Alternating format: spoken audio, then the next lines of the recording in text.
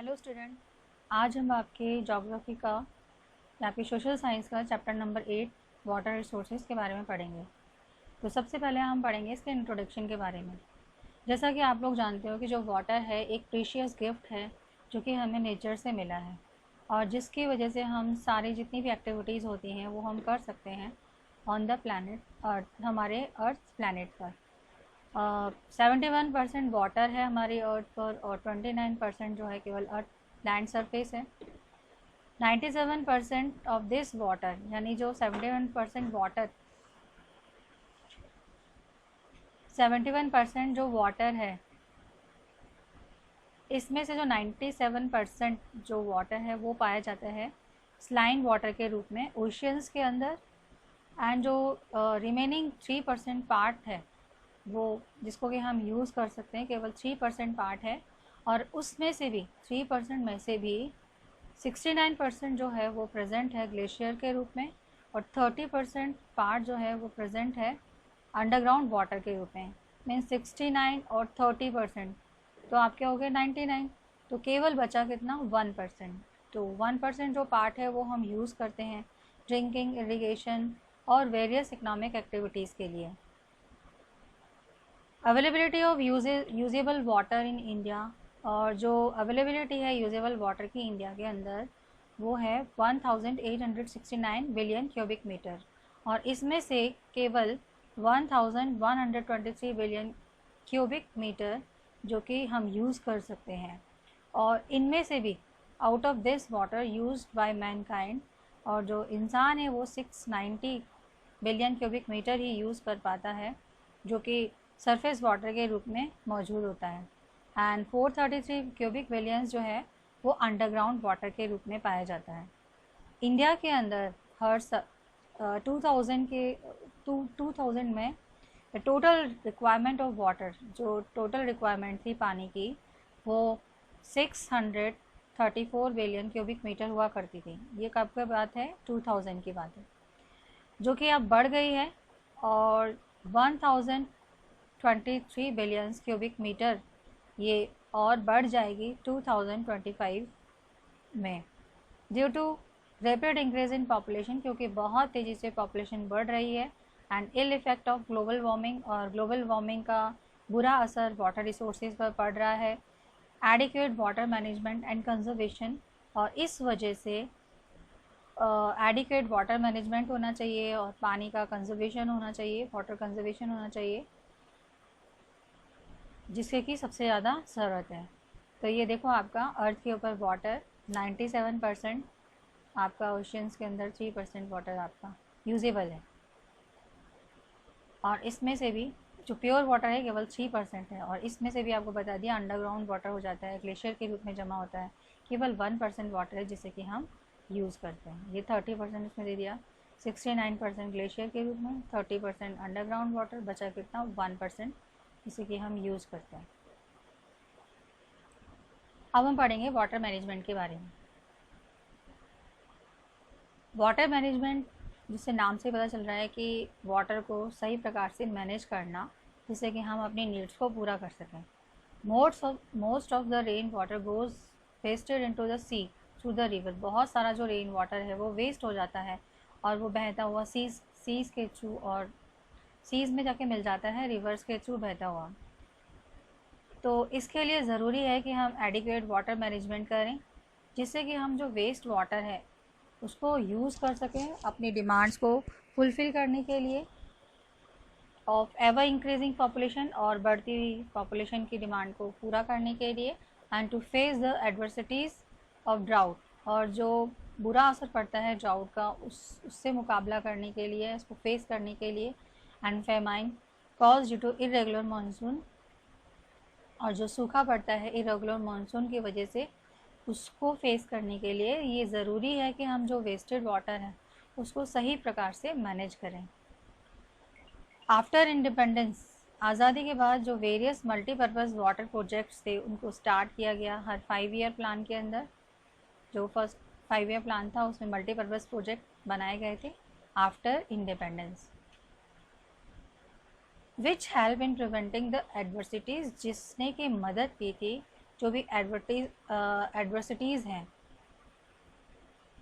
Such as drought and famine. Adversities मतलब होता है जो विपरीत स्थितियाँ होती हैं उनको एडवर्सिटीज़ कहा जाता है।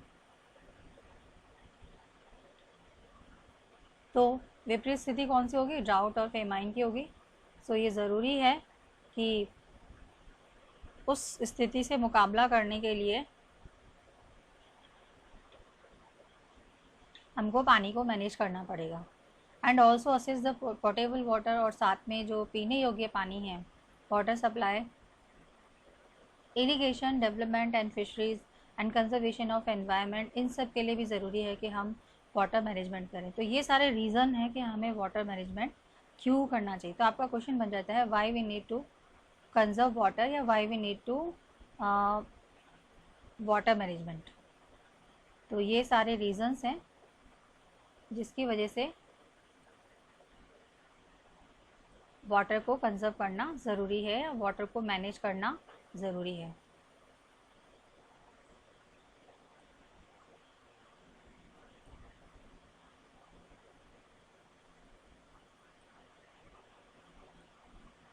और पंडित जवाहरलाल नेहरू थे, इन्होंने, जो कि हमारे फर्स्ट प्राइम मिनिस्टर थे, इन्होंने जो मल्टीपर्पज़ प्रोजेक्ट हैं इनको टेम्पल ऑफ मॉडर्न इंडिया कहा है।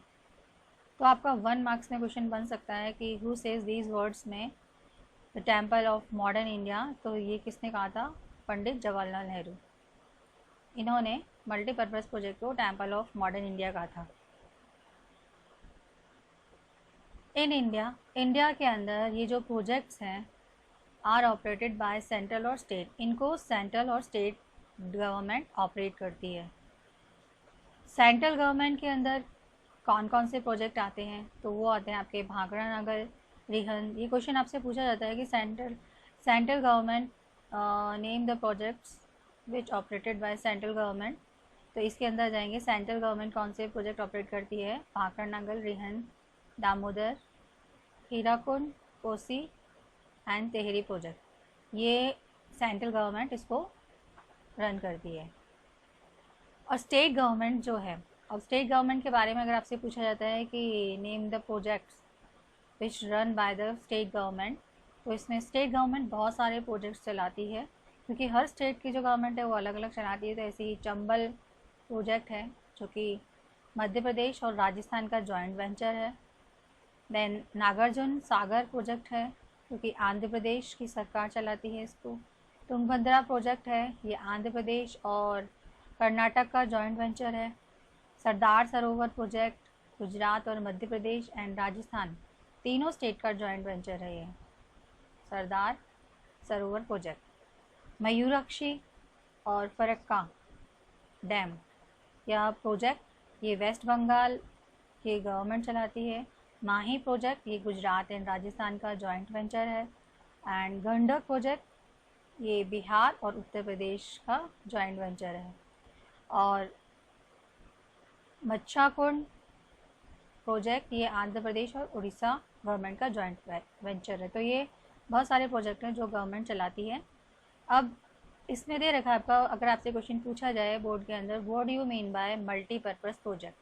तो मल्टीपर्पज़ प्रोजेक्ट क्या होता है, ये इसमें मेन इसका आंसर दे रखा है। Multipurpose project is a large scale hydro project often including dam, जिसके अंदर के डैम्स को इंक्लूड किया जाता है of water for water retention, canal for irrigation, water processing and pipeline to supply water to the cities and power generation.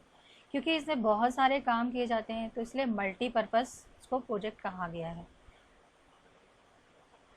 तो ये इसका मेन आंसर हो गया। और इसके अंदर transportation improvement and industrial growth के लिए भी इसको यूज़ किया जाता है। एंड दे ऑल्सो डेवलप, और साथ में ये डेवलप करता है जो बाढ़ का खतरा है उसको कम करना, डेंजर ऑफ फ्लडिंग को रिड्यूस करता है। और ये कुछ मल्टीपर्पज़ प्रोजेक्ट दिए हैं इंडिया के अंदर जो मेन प्रोजेक्ट्स हैं उनके बारे में, जैसे भाखड़ा नागल प्रोजेक्ट है, Hirakud dam, Mayurakshi project, Damodar valley project, Sardar Sarovar project, western Yamuna canal, eastern Yamuna canal and Periyar Vaigai project. तो ये सारे प्रोजेक्ट्स हैं। तो मल्टीपर्पज़ का अगर आपसे पूछा जाए तो ये और मल्टीपर्पज़ प्रोजेक्ट से लेकर और पूरा ये इंडिया तक आ जाएगा। या आपसे क्वेश्चन पूछा जा सकता है कि why dams are called the multipurpose project, give reason. तो गिव रीज़न में भी आपका यही आंसर आएगा कि ये इतने सारी चीज़ों के लिए इनको यूज़ किया जाता है, इसलिए इसको मल्टीपर्पज़ प्रोजेक्ट कहा जाता है। देन फिर आपका सबसे पहले जो हम पढ़ेंगे वो भाखड़ा नागल प्रोजेक्ट के बारे में पढ़ेंगे कि सबसे इम्पॉर्टेंट प्रोजेक्ट है मल्टीपर्पज़ प्रोजेक्ट। इसको स्टार्ट किया गया था 1948 के अंदर, और ये फर्स्ट लाइन है, ये फर्स्ट पॉइंट आपका बनता है, start in 1948 and completed in 1963। और ये कंट्री का सबसे बिगेस्ट और इम्पॉर्टेंट प्रोजेक्ट है जो कि सिचुएटेड है सतलुज नदी पर, जो कि बिलासपुर के पास में हिमाचल प्रदेश में है। तो ये तो मेन चीज़ है जो आपको लिखना पड़ेगा। अगर आपसे शॉर्ट नोट पूछा जाता है तो उसमें आप पॉइंट्स के अंदर भी लिख सकते हैं या उसको पैराग्राफ में लिखेंगे, तो ये मेन चीज़ है, लिखना पड़ेगा। ये स्टार्ट हुआ था 1948 में और कंप्लीट हुआ था 1963 में, और ये कंट्री का सबसे बिगेस्ट और इम्पॉर्टेंट प्रोजेक्ट है, और ये सिचुएटेड है रिवर सतलुज और बिलासपुर नदी पर हिमाचल प्रदेश में। ये फिर आप सेकेंड पॉइंट, इसमें आप थर्ड पॉइंट आपका बनता है कि ये तो आपका फर्स्ट पॉइंट हो गया। ये सेकंड पॉइंट बनेगा आपका, this is a joint venture. ये जॉइंट वेंचर है पंजाब, हरियाणा और राजस्थान सरकार का, गवर्नमेंट का। एंड इसका जो मेन ऑब्जेक्टिव है, ये थर्ड पॉइंट आपका बन गया ऑब्जेक्टिव। ठीक है, तो सबसे पहले में आपने लिखा कि कब स्टार्ट हुआ और ये कहाँ पर है, दूसरे में लिखा है किस सरकार के थ्रू चलाया जा रहा है, और थर्ड में आप लिखेंगे इसका ऑब्जेक्टिव क्या है। तो इसका जो मेन ऑब्जेक्टिव है इज़ टू प्रोवाइड फैसिलिटीज़, ये फैसिलिटी प्रोवाइड करता है irrigation, power and portable water की, एंड इकोनॉमिक डेवलपमेंट करता है of the central region between Sutlej and Yamuna river. Sutlej और यमुना नदी के बीच वाले जो रीजन्स हैं उनका डेवलपमेंट, इकोनॉमिक डेवलपमेंट से रिलेटेड काम करता है, या उनको पीने का पानी प्रोवाइड करवाता है, इरीगेशन फैसिलिटीज़ वगैरह, या पावर प्रोवाइड करता है। तो ये मेन चीज़ें आपके 3.1 2 3 पॉइंट्स बन गए आपके। फर्स्ट आपका कहाँ पर है, कब बना, और सेकंड है आपका कौन सी गवर्नमेंट के थ्रू, और थर्ड है आपका क्या इसका एम है। अब इसके बारे में डिटेल, ये तो चीज़ आपको ज़रूरी है याद करना, बाकी जो आपको याद है तो आप लिख सकते हैं। अंडर दिस प्रोजेक्ट, इस प्रोजेक्ट के अंदर 2 डैम्स को बनाया गया था in Ambala district of Punjab. Ambala district of Punjab के अंदर इस प्रोजेक्ट के अंदर 2 डैम बनाए गए थे। फर्स्ट जो डैम था वो था भाखड़ा डैम, जो कि 518.16 मीटर लंबा और 167.64 मीटर ऊंचा डैम है, और ये बनाया था बिल्ट ऑन एलिवेटेड पिलर्स, जो सीमेंट के पिलर्स थे एलिवेटेड, उन पर इसको बनाया गया था इन कंक्रीट्स। और ये सबसे बिगेस्ट डैम है अमंग्स द वर्ल्ड का सबसे बिगेस्ट डैम है, और बिगेस्ट में भी स्ट्रेट डैम है, स्ट्रेट। सेकेंड जो डैम था, फर्स्ट कौन सा था आपका, भाखड़ा डैम, ठीक है। दूसरा जो डैम बनाया गया था भाखड़ा डैम, ये बनाया गया था 13 kilometre lower at the place of, Bhakra का जो सेकेंड डैम बना था वो 13 किलोमीटर लोअर था, नागल, जिसको कि नागल नाम दिया गया। और इसका जो मेन काम था कि जो एडिशनल वाटर आता है भाखड़ा डैम के अंदर उसको कलेक्ट करे, यानी कि भाखड़ा डैम में जब वाटर ज़्यादा हो जाता है तो वो पानी नागल डैम में चला जाता है। फ्रॉम दिस डैम, इस डैम से सेवरल कैनल्स निकाली गई, नागल डैम से सेवरल कैनल्स निकाली गई, जिसके अंदर भाखड़ा कैनल, ये कैनल्स के नाम है कौन कौन सी कैनल्स निकाली गई हैं, सारे नहीं हो तो एक दो लिख देना। Bhakra Nangal, Sirhind canal, Nangal canal, Bist Doab canal and Narwana canal, ये सब निकाली गई थी इरिगेशन पर्पस के लिए एंड नागल पावर प्लांट के लिए। और 2 पावर प्लांट्स इनको स्टैब्लिश किया गया था, कोटला एंड गंगूवल, यहाँ पर 2 पावर प्लांट्स बनाए गए थे।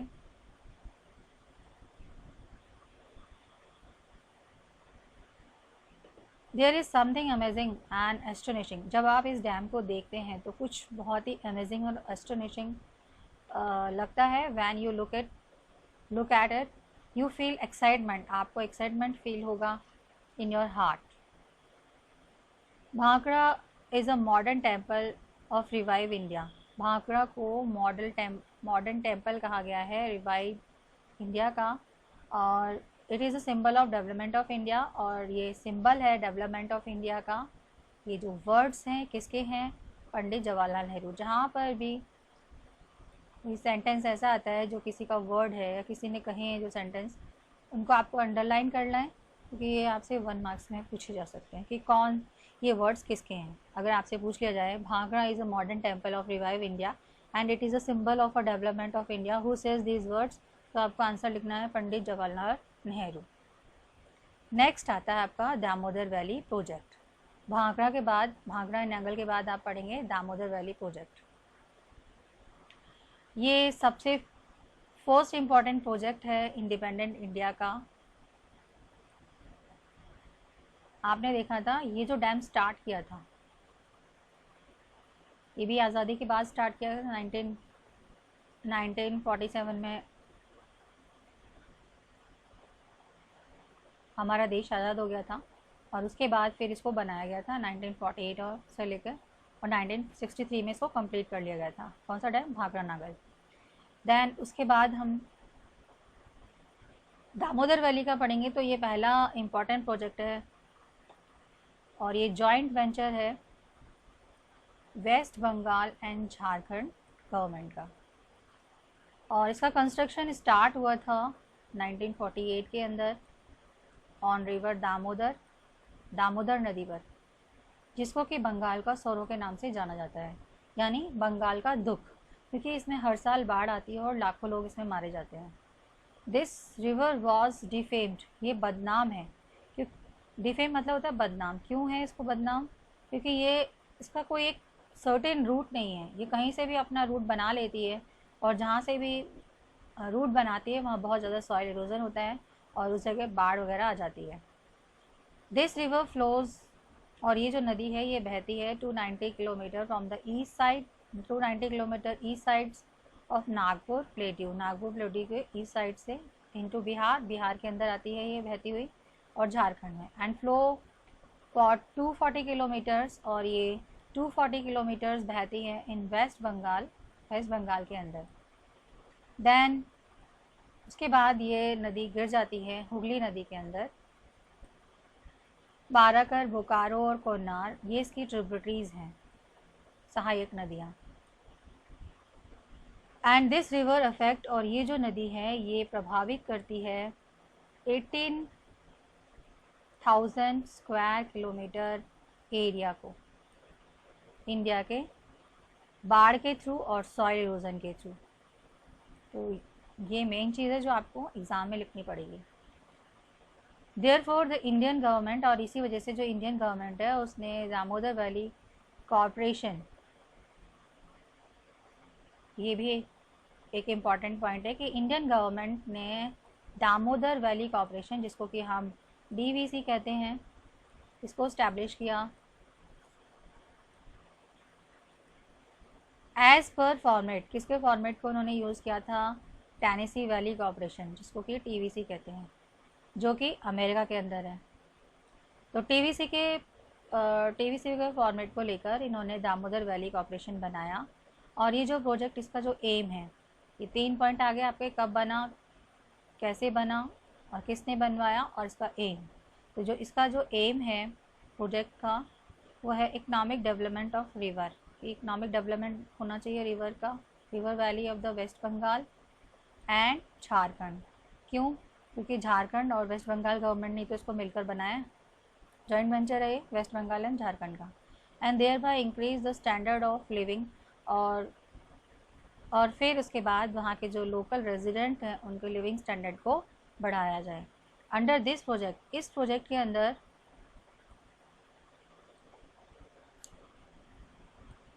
मैथन, बालफरी एंड तलैया डैम, इनको बनाया गया। तो ये छोटे छोटे डैम्स हैं, जैसे मैथन हो गया आपका, बालफेरी हो गया एंड तलैया डैम्स, इसको बनाया गया।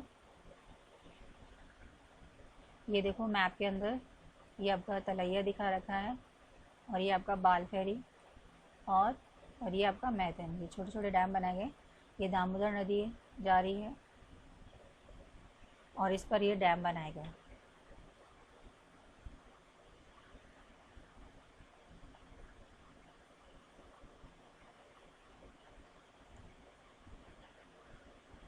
Built on the river Barakar, Barakar नदी पर बोकारो, ये बाराकर नदी जा रही है आपकी, ये बाराकर नदी, ये रही आपकी बाराकर नदी, जिस पर ये 3 डैम बनाए गए हैं, मेथन, बालफरी एंड तलैया। कौन सी नदी पर? बाराकर। और हम बोकारो नदी पर देखें तो बोकारो नदी के ऊपर डैम्स जो बनाए गए हैं, बोकारो डैम जो बनाया गया है वो बोकारो नदी के ऊपर बनाए गए हैं, ये जो डैम है। Konar dam has built on the river Konar, और जो कोन्नार डैम है वो बनाया गया है कोन्नार नदी पर।